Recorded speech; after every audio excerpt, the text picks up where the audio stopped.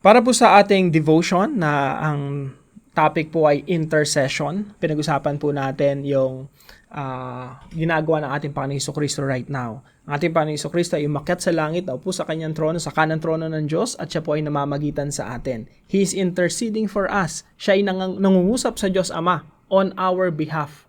At tayo po mga Kristiyano, we are also called or commanded to intercede for other people. Ibig sabihin, tayo po ay inuutusan ng Biblia na manalangin rin para sa ibang tao.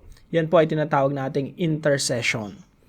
Now, para po dito sa tanong natin, sa discussion question, how can you practically develop a habit of praying for others? Practically speaking, paano ka makaka-develop ng habit na pinapanalangin mo yung ibang tao?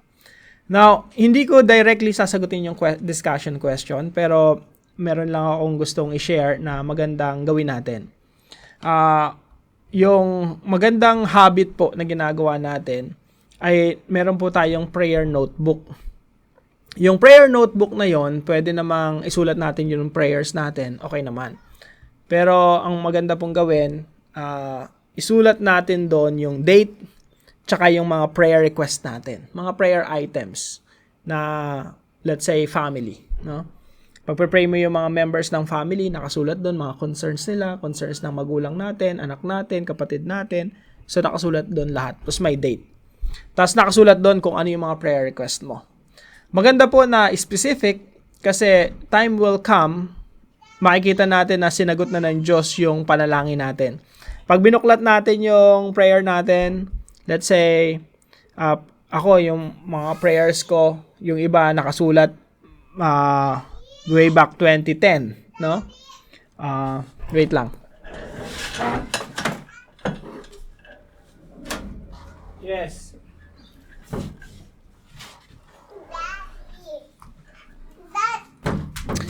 So, pag meron tayong mga prayer request na nakasulat, pag binalikan natin yan, makikita natin kung sinagot na siya ng Panginoon o hindi.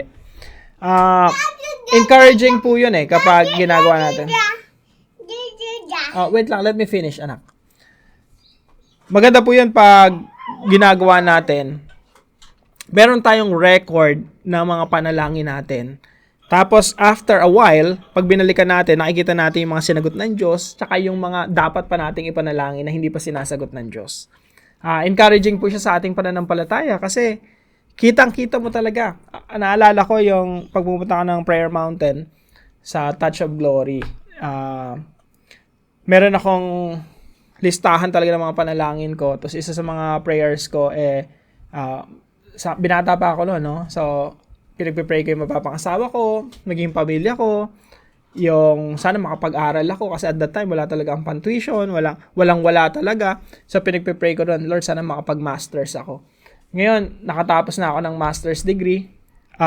I just look back and makikita mo, Lord, ito yung prayer ko dati nung wala akong pagkukunan.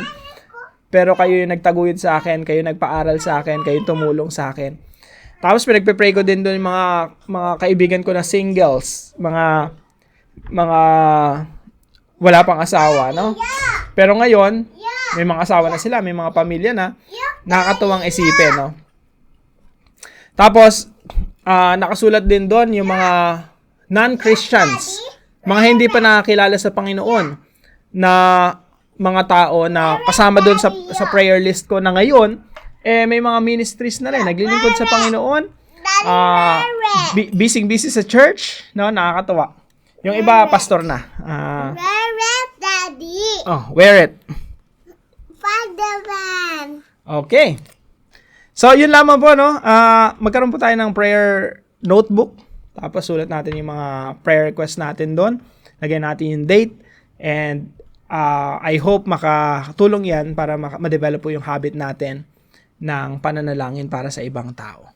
So, yun lamang po. Huwag niyo pong kalimutan na isama ako sa inyong mga panalangin. Malaking blessing po sa akin na malaman na pinagpipray niyo po ako. So, God bless po sa inyo. See you po sa susunod nating devotion.